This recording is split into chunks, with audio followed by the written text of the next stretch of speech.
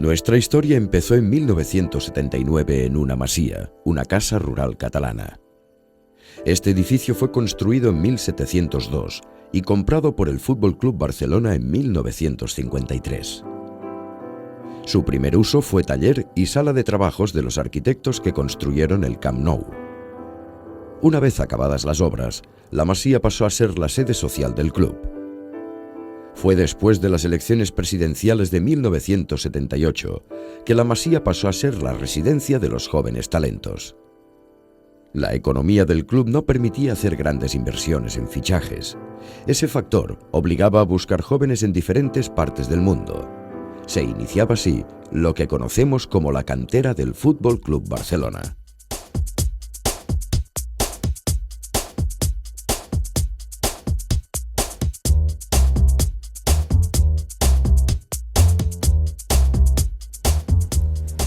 Bueno, la masía eran las oficinas del Barça, ¿no? Ahí es donde nos reunimos la primera vez la Junta Directiva del Fútbol Club Barcelona bajo la presidencia del señor Núñez, y allí es donde habían las oficinas. Y el presidente Núñez tuvo la idea de transformarla en una residencia, teniendo en cuenta que ya entonces el Barcelona tenía un fútbol base importante. Nosotros hicimos un cambio radical y siendo un edificio que no reunía las condiciones porque tenía unos 600 o 700 metros, allá pusimos los niños, los jóvenes, hicimos unas habitaciones mancomunadas porque no había más espacio, hicimos la sala de lectura, la sala de estudios, la sala de conferencias y los comedores. Esto fue la cosa más inmediata y naturalmente lo primero que teníamos que hacer es construir campos de fútbol, pero campos de fútbol unidos en el gran proyecto que habíamos hecho de ampliar el estadio, ¿no? Y entendió sobre todo el presidente que era bueno pues concentrar a todas estas personas que vivían en casas muy bien cuidadas, por cierto, pues señoras pues que alquilaban sus habitaciones a estos jóvenes y que estaban todos muy bien tratados, que era mejor tenerlos en la masía, donde aparte de tener los campos más cerca, se les podía también dar una formación escolar, llevarlos a escuelas ya concertadas por el Fútbol Barcelona. Siempre nos preocupó la formación de los chicos jóvenes, no como deportistas, sino incluso como hombres de futuro. Y por lo tanto hicimos convenios con la universidad para que aquel chico que tuviese aptitudes para estudiar una carrera pudiese estudiar y jugar al fútbol. Pero en poco tiempo la masía se quedó pequeña y la junta directiva que presidía Josep Lluís Núñez decidió buscar soluciones.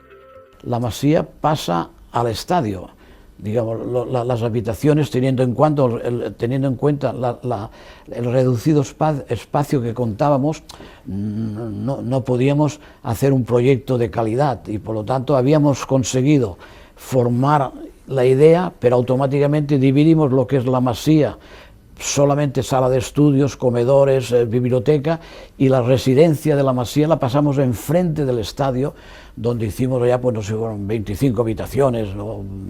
Todas con vistas a la masía, en el propio estadio, donde el jugador vivía intensamente las 24 horas viviendo lo que es el Barcelona y todo su entorno deportivo, ¿no?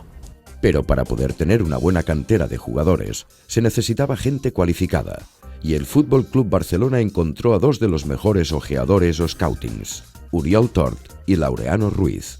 La masía no era más que una parte de esa filosofía de ese fútbol base que se inicia hace muchísimos años, que tiene una gran fuerza cuando el señor Tort empieza y el señor Laureano Ruiz pues empiezan a hacer un seguimiento muy profundo y directo de estos jugadores que pueden y prometen. Pero que fueron los que iniciaron el trabajo este, y todos los que hemos pasado después por allí hemos ido mejorando, porque ha ido mejorando siempre todos los temas, y lo importante también era en aquella época que se tenían que buscar los jugadores por la fuerza, o teníamos un buen equipo, pero teníamos que buscar los jugadores, y entonces estas dos personas eran las dos personas que se dedicaban nada más y nada menos todos los fines de semana viendo como mínimo 20 o 30 partidos de fútbol. La cantera empezaba a dar sus frutos. Subieron al primer equipo jugadores como Guardiola, Sergi Barjuan, Amor. Fue la época del Dream Team, un equipo con un estilo propio. Fue la época del salid y disfrutad. Yo pienso que es una política que hace muchos años que hace el Barcelona, desde la entrada de Laureano Ruiz y después de Johan Cruyff. Es un estilo de juego, es una filosofía.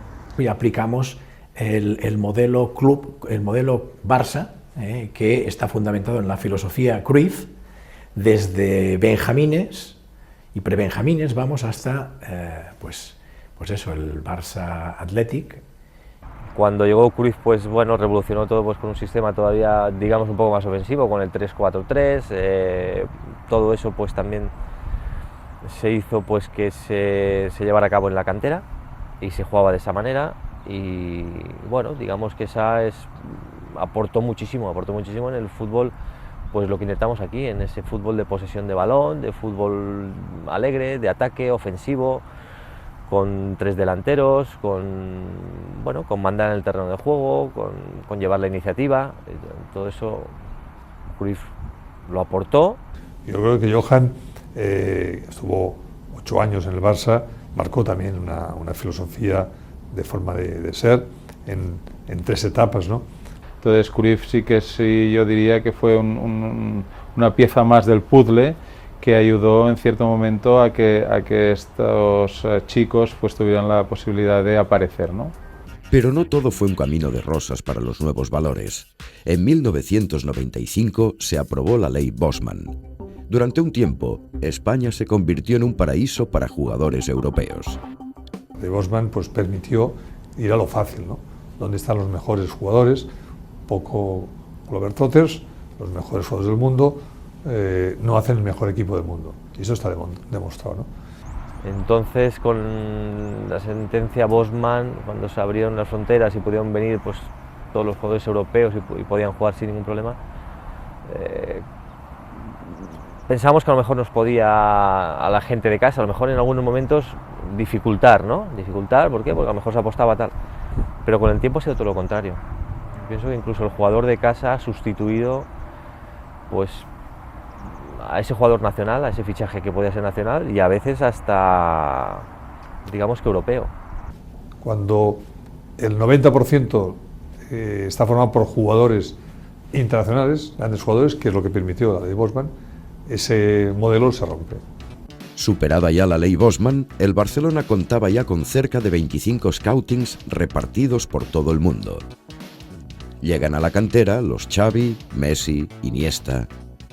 En aquel año, en el año 2000, había una cantidad de jugadores, ya digo, prácticamente 30-35, que se veían que eran jugadores que jugarían en primera división. Y yo siempre dije que de estos 30, como mínimo, la mitad jugarían en el Barcelona. Van Gaal apostó y seguramente si Van Gaal no hubiera apostado, pues algunos de estos jugadores se hubieran ido del Barça, ¿no?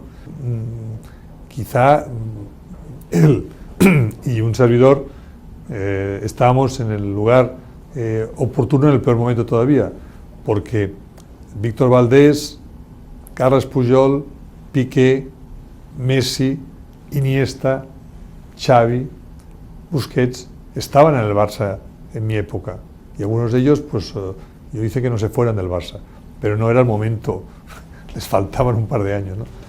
En 2003 el Fútbol Club Barcelona sufrió una crisis social, económica y de títulos. Se convocaron elecciones y el ganador fue un joven abogado llamado Joan Laporta. Empezaba una nueva época en el Barcelona. Y en ese momento hicimos unos cambios cuando llegamos, porque veíamos que el fútbol base pues, le faltaba un impulso, le faltaba bueno, quizás aplicar una filosofía más propia de lo que es el estilo de juego del Barça, ¿no? Y ello hizo que realmente funcionara. La decisión fue acertada, porque la incorporación, insisto, de José Ramón Alessanco y todo su equipo, porque es José Ramón Alessanco, es Albert Benayas, es una serie de personas que han sido claves, y no quiero nombrar más porque seguro que me dejaré, porque repito, han trabajado mucho en equipo y muy bien, bajo las directrices del secretario técnico, que era Chiqui Beiristany, que era la máxima autoridad en el terreno de lo que es la gestión deportiva. Después de 30 años, la cantera llegó a lo más alto, 6 títulos en una misma temporada. La mayoría de los que conformaban este equipo eran canteranos: Pep Guardiola, Tito Vilanova, Xavi, Iniesta, Valdés, Puyol, Piqué, Messi, Bojan, Pedro, Busquets. No es normal que una misma club, unas fuerzas básicas, pues te puedes encontrar con jugadores que estén los 3 nominados para el mejor jugador del mundo. Yo pienso que cómo se hace para que tengamos ahora 42 jugadores en primera división. Yo lo resumiría así, ¿no? Que a más, pues 7 son campeones de la Eurocopa y otros 8 son campeones del mundo, ¿no? Es más que esto es una forma de ser, una forma de hacer, que ya llevamos 30 años trabajando, que está dentro del ADN del club, que alguien hace 30 años inició, y que durante los 30 años que desde esto se inició, pues todas las directivas que han formado parte de ese club pues han ido promocionándolo, lo han ido trabajando con más o menos acierto, pero que al final ha sido un trabajo de muchísima gente, de muchísimos años, de muchísimo esfuerzo, de mucho talento, de invertir muchos recursos, y ha creado esta cultura de empresa, que no me gusta la palabra cultura de empresa, pero la cultura deportiva del club, que ha generado estos talentos, ¿no? Al final es una forma, una misión, una visión que tuvo alguien hace 30 años que ha funcionado, y nosotros la vamos a seguir.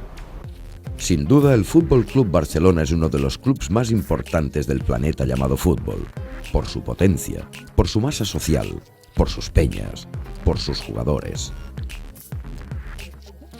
Pero sobre todo por su estilo que algunos han llegado a bautizar como el tiki-taka.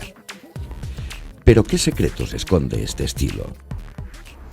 Básicamente se intentan detectar talentos, gente con mucha calidad deportiva, tanto en Cataluña como en otras comunidades autónomas y evidentemente en el extranjero, ya sea a través de partidos internacionales o que algún scouting del FC Barcelona ha visto algún jugador interesante con progresión deportiva y que en principio mejore las virtudes de los muchos chicos que ya están en el fútbol formativo, ¿no? A partir de aquí, cuando ellos consideran que ese jugador tiene un plus de calidad y es interesante para en su proceso formativo llegar a poder ser un jugador interesante para el primer equipo, entonces cuando se le intenta fichar.